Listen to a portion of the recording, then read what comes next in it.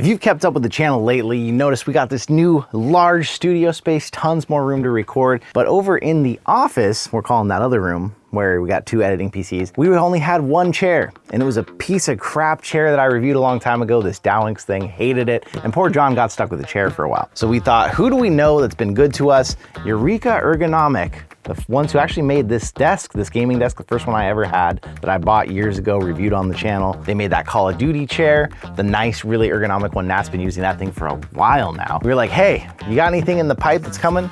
And they said, we actually have a really good chair that's on sale right now, and we'll send it over and see what you think of it. It's been actually with John for the past couple of weeks after we set it up, and he's been using it to edit. So we're actually gonna have him pop in here somehow with all this extra space we have, and he's gonna tell you what his experience has been like with the chair.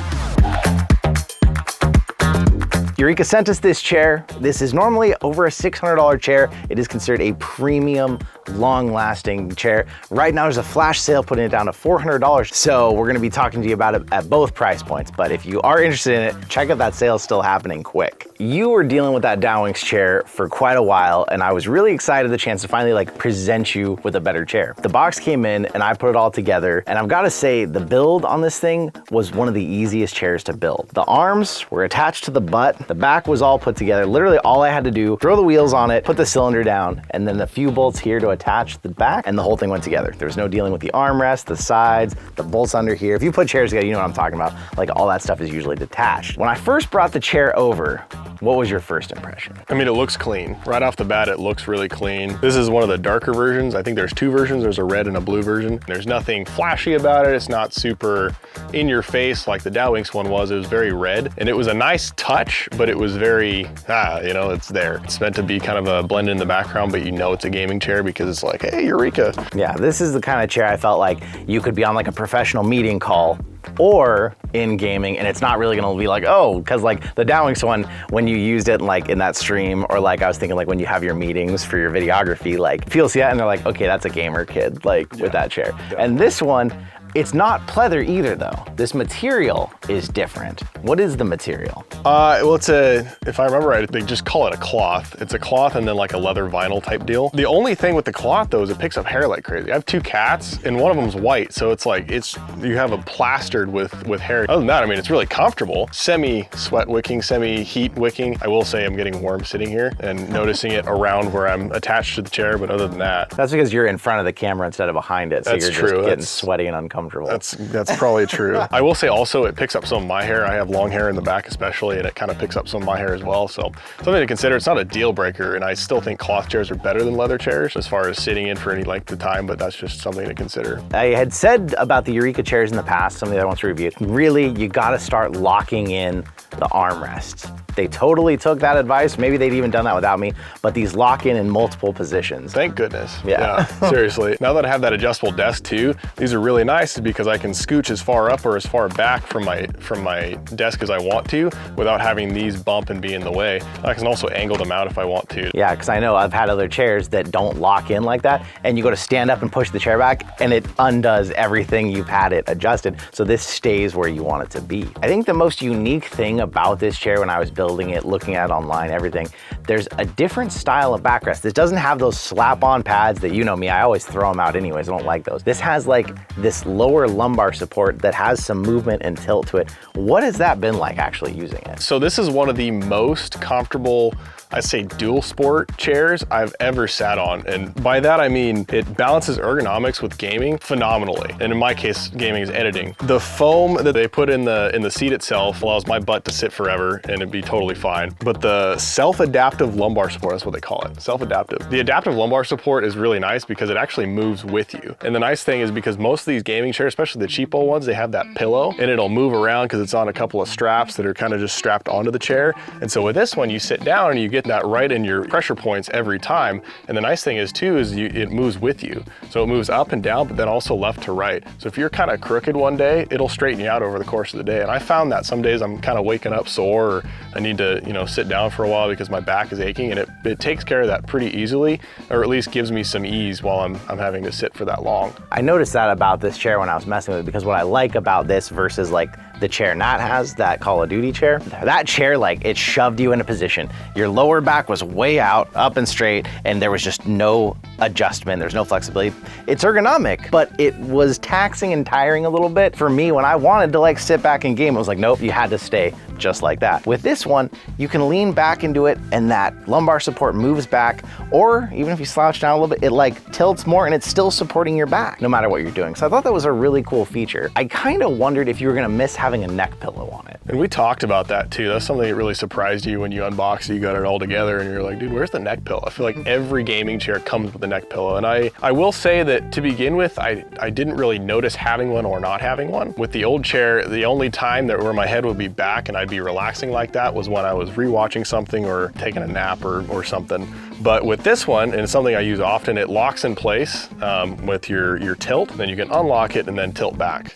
Oh, lean forward and then it'll, there it is. So then it tilts back. And the nice thing about this is my head's still kind of up. So again, I don't think that pillow is very useful or as much as we thought it was as far as gaming chair reviewer people. Even when I'm leaning back and I have my head all the way back, and this is something they point out on the website as well, everything is in line. And without that neck pillow, yeah, there's space between your neck, but it's not like your head is just flailing off the back of the chair. It's still tall enough. And that of course might be up to your size and how tall you are, your upper torso is. But in general, it should hit you right at the crown of the back of your head and that'll keep you nice and line and straight. So I think they made a good call. It would have been wasted cost and wasted product. You've went through a couple different chairs. I actually got you one of those the purple beds, if you know them. I got you this seat cushion because you were finding chair after chair, nothing kept you comfortable for hours sitting and editing. I saw the purple thing wasn't on there when we went to pick up your chair.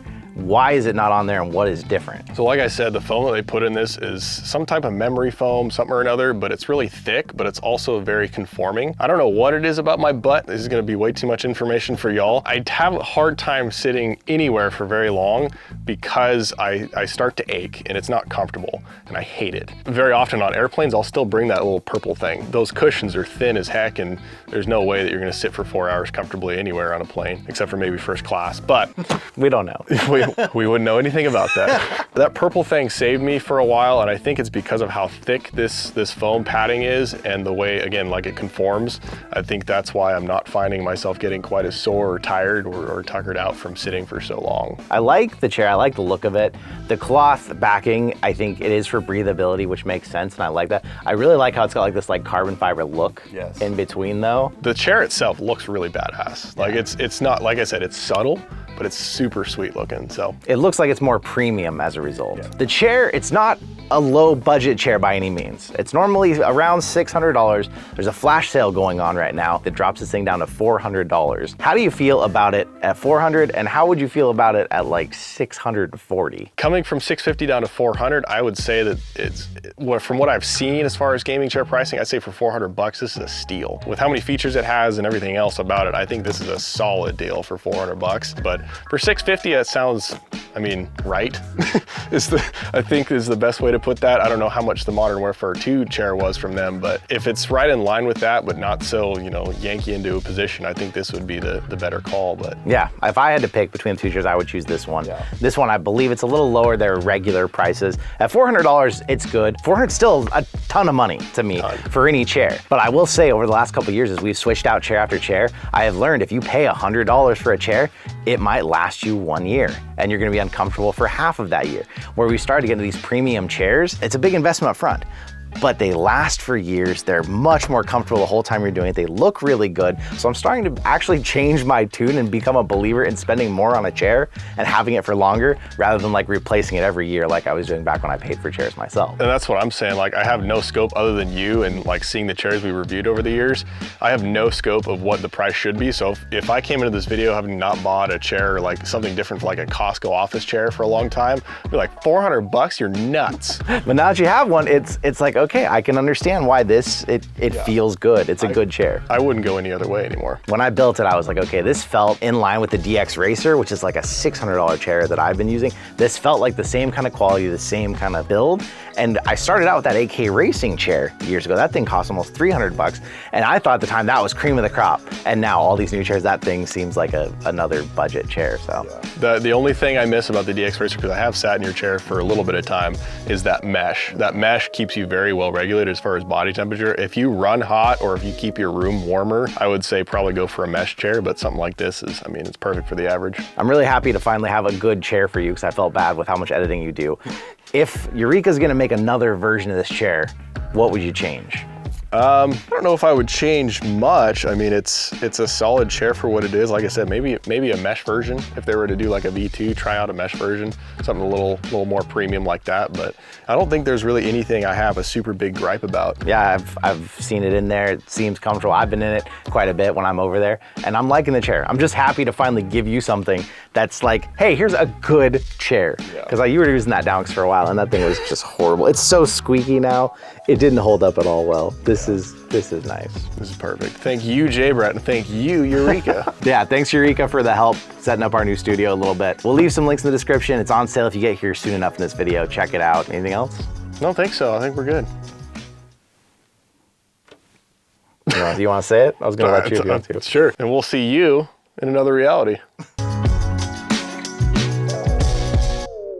I don't know where to insert it, so I'll just throw something out and you'll have to figure it out in post. That's what you do. I definitely did this on the for 400. So I'm curious how that's gonna turn out on camera. Zoom it away from that. There you go. Or just pull that out. Shit, I wasn't recording.